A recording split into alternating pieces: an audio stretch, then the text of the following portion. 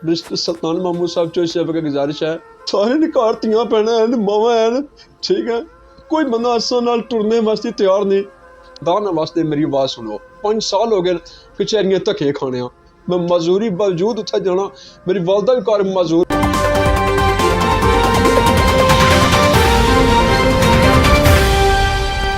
आज़ाद कश्मीर में जुल्म की इंतहा।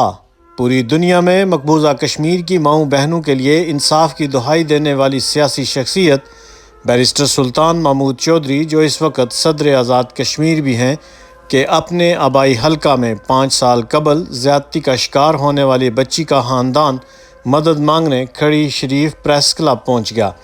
ज़्यादती का शिकार होने वाले बच्ची के चाचा का क्या कहना है, आइए राजा यासर मसूद की दिल दहला देने वाली ये रिपोर्ट देखते हैं। अस्सलाम वालेकुम भाईजान, असद महमूद समाज शरीफ तो बोलना पाया। मेरी भतीजी 9 साल ने जामिया मस्जिद समाज शरीफ ही गई सी पढ़ने वास्ते, तो उसने दरिंदे ज्यादती की है। सन 2017 में वाक़या 3 महीने की 9 तारीख ना, तो मुजरम डके असी, मुजरम फिर दोबारा जमानत आए है, दोबारा फिर असी छड्डा देना ने। कुछ लोग ऐसे न जेड़े असी पैसा देना चाहने न, नाल असी जमीन भी राजीनामा करो, जमीन राजीनामा ना मैं करना चाहना।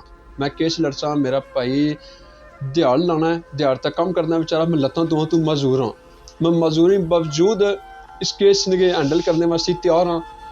आज़ाद कश्मीर वज़ीर आज़म साहब और सदर साहब मिनिस्टर सुल्तान महमूद चौधरी साहब की गुजारिश है कि असें इंसाफ चाहिए, इंसाफ वास्ते बाहर निकले हाँ। खुदा ना वास्ते जेड़े लोग सुनने पे मेहरबानी करो, मेरी बच्ची की तको तुम आपे पता लगा है कि बच्ची किहड़े हालात में जीनी है, दसा कि हालात में जीने यहाँ पे। सारे ने घर धियां भैनां हैं, मावां हैं, ठीक है, कोई बंदा असां नाल टुरने वास्ते तैयार नहीं, ठीक है, समाज शरीफ भी कोई टुरने वास्ते साढ़े नाल तैयार नहीं।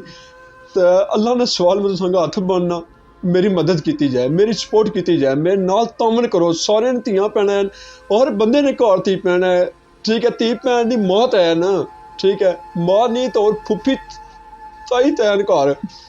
तो वज़ीर आज़म साहब आज़ाद कश्मीर मिनिस्टर सुल्तान महमूद साहब चौधरी साहब की गुजारिश है, और अपने जितने भी जनाब बेलिया न, ठीक है, भाई दोस्त यार सब मेरे वास्ते टुरो तुसां मेरे नाल। मेरी बच्ची की इंसाफ लभसी तो मैं इंसाफ लभसी, मेरी बच्ची का और तुसां जुल के तको तुसीं आपे रोना आपसी, ठीक है। उसने क्या कंडीशन है, बिल्कुल फारग हो गई है बच्ची हो, इस केस नहीं वजह उस ज्यादती करने नहीं वजह तू उस बच्ची की कंडीशन बहुत ख़राब है।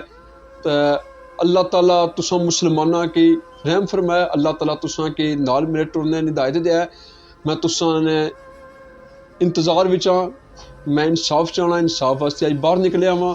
मैं शुक्रिया अदा करना चीफ जस्टिस साहब ने, गुजारिश करना उन्होंने अगे कि मेरी आवाज़ बनाओ, मेरी आवाज़ सुनो, तुसां खुदा ना वास्ते मेरी आवाज़ सुनो। 5 साल हो गए कचहरियां धक्के खाने, मैं मजदूरी बावजूद उत्थे जाना, मेरी वालदा भी घर मजदूर बैठे हैं। असी उस तो खतरा बाहर आ गया वै, असी उस तो खतरा वै भाई मेरा कम्मै तो होना, मैं कल्ला घर होना, मेरी वालदा होने व्हील चेयर दा, बच्ची है जेड़ी वो घर होनी है, बच्ची डरन नाल